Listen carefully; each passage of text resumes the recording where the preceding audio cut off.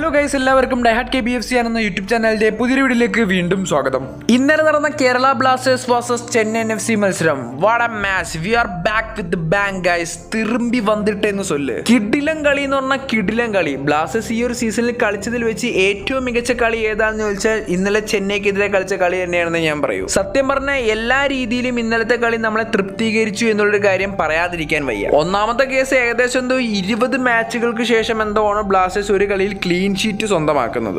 അതിനെല്ലാ കയ്യടിയും കൊടുക്കേണ്ടത് പരിക്ക് മാറി തിരിച്ചു വന്ന സച്ചിന്റെ പെർഫോമൻസിന് തന്നെയാണ്. സോംകുമാർ എന്ന ഗോൾ കീപ്പറെ അപേക്ഷിച്ച് നോക്കുമ്പോൾ സച്ചിന്റെ ഇന്നത്തെ ആ ഒരു പെർഫോമൻസും ബോഡി ലാംഗ്വേജും തന്നെ നമ്മളെ ശരിക്കും കോൺഫിഡന്റ് ആക്കി എന്നുള്ളൊരു കാര്യം പറയാതിരിക്കാൻ വയ്യ. പിന്നെ എല്ലാവരുടെയും ഒരു പരാതിയായിരുന്നു പരിക്ക് മാറി തിരിച്ചു വന്നതിന് ശേഷം ലൂണ പഴയ ലൂണയല്ല, ലൂണയുടെ കളിയൊക്കെ പോയി, ലൂണ വളരെ വീക്ക് പെർഫോമൻസ് ആണ് കാഴ്ചവെക്കുന്നത് എന്നൊക്കെ. എന്നാൽ ഇന്നലത്തെ മത്സരത്തിലേക്ക് വരുമ്പോൾ നമ്മളുടെ ആ ഒരു പ്രൈം ലൂണനെ നമുക്കൊരു 75% കാണാൻ സാധിച്ചു. ഒരു അസിസ്റ്റും ഒരു പ്രീ അസിസ്റ്റുമായി വളരെ മികച്ചൊരു കളി തന്നെയായിരുന്നു അഡ്രിയാൻ ലൂണ ഇന്നലെ ചെന്നൈക്കെതിരെ പുറത്തെടുത്തത്. അതുപോലെ തന്നെ വളരെ പോസിറ്റീവായിട്ടുള്ളൊരു കാര്യം തന്നെയാണ് നമ്മുടെ രാഹുൽ KP ഒരു നീണ്ട ഇടവേളയ്ക്ക് ശേഷം ഒരു ഗോൾ കണ്ടെത്തിയത്. കുറെ നാളുകളായിട്ട് രാഹുൽ ശരിക്കും പറഞ്ഞാൽ പെടാപ്പാട് വിടുകയായിരുന്നു ഒരു ഗോൾ അടിക്കാൻ വേണ്ടി. നോഹ സദോയുടെ ഇൻഡിവിജ്വൽ ബ്രില്യൻസിലാണ് രാഹുൽ ആ ഒരു ഗോൾ അടിച്ചെങ്കിലും ആ ഒരു ഗോൾ രാഹുലിന് നൽകുന്ന കോൺഫിഡൻസ് ചെറുതൊന്നും ആയിരിക്കില്ല എന്ന് തന്നെയാണ് ഞാൻ കരുതുന്നത്. ഇനി നോഹ സദോയിനെ പറ്റി പറയുകയാണെങ്കിൽ ഈ അടുത്ത കാലത്തെങ്ങാണ്ട് ബ്ലാസ്റ്റേഴ്സ് മാനേജ്മെന്റ് ചെയ്ത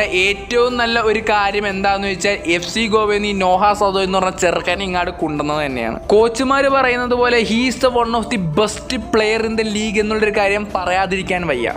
മത്സരത്തിന്റെ ആദ്യ മിനിറ്റ് മുതൽ അവസാന സെക്കൻഡ് വരെ ചത്ത് കളിക്കുന്ന ഒരു പ്ലെയർ. ഏത് നിമിഷവും നോഹയുടെ കാലുകളിൽ നിന്ന് ഒരു ഗോൾ വരുമെന്നൊരു ടെൻഡൻസി ആരാധകർക്ക് ഓട്ടോമാറ്റിക്കലി ഇപ്പോൾ വന്നു കഴിഞ്ഞു. നോഹയും ലൂണയും ഈസസും ചേരുന്ന ആ ഒരു കോംബോ, ആ ഒരു JLN കോംബോ ആരാധകർക്ക് തരുന്ന പ്രതീക്ഷകളൊന്നും ചെറുതല്ല. ഇപ്പോൾ ഹെസൂസ് ഹിമിനസിന്റെ പെർഫോമൻസും എടുത്തു പറയേണ്ട ഒന്ന് തന്നെയാണ്. തുടർച്ചയായി 6 മത്സരങ്ങളിൽ ബ്ലാസ്റ്റേഴ്സിന് വേണ്ടി ഗോൾ കണ്ടെത്തുന്ന ആദ്യത്തെ താരമായി മാറിയിരിക്കുകയാണ് ഹെസൂസ് ഹിമിനസ്. ISL മറ്റ് സ്ട്രൈക്കർമാരെ അപേക്ഷിച്ച് നോക്കുമ്പോൾ ഭയങ്കരമായ ഒരു അഗ്രസീവ്നെസ് ഒന്നും കാണിക്കുന്ന ഒരു പ്ലെയർ അല്ല ഹെസൂസ് ഹിമിനസ്. ബട്ട് കൃത്യമായ പൊസിഷൻ, കോണ്ടാക്ട് ആൻഡ് കണക്ഷൻസ് ആണ് ഹെസൂസിനുള്ളത്. ബട്ട് പുള്ളിക്കാരൻ നമ്മുടെ ഇന്ത്യൻ പോസ്റ്റ് ബാറുകളും തമ്മിൽ എന്തോ കാര്യമായ പ്രശ്നമുണ്ട്. കാരണം 5 ഷുവർ ഗോളുകളാണ് ശരിക്കും പറഞ്ഞാൽ പോസ്റ്റ് ബാർമ തട്ടി മാത്രമായിട്ട് ഹെസൂസിന് നഷ്ടപ്പെട്ടത്. ശരിക്കും അതൊക്കെ ഗോൾ കയറിയിട്ടുണ്ടായിരുന്നെങ്കിൽ ഏകദേശം 12 ഗോളുകളുമായിട്ട് ടോപ്പ് സ്കോറർമാരുടെ ലിസ്റ്റിൽ ഒന്നാമത് നിൽക്കേണ്ട താരമായിരുന്നു.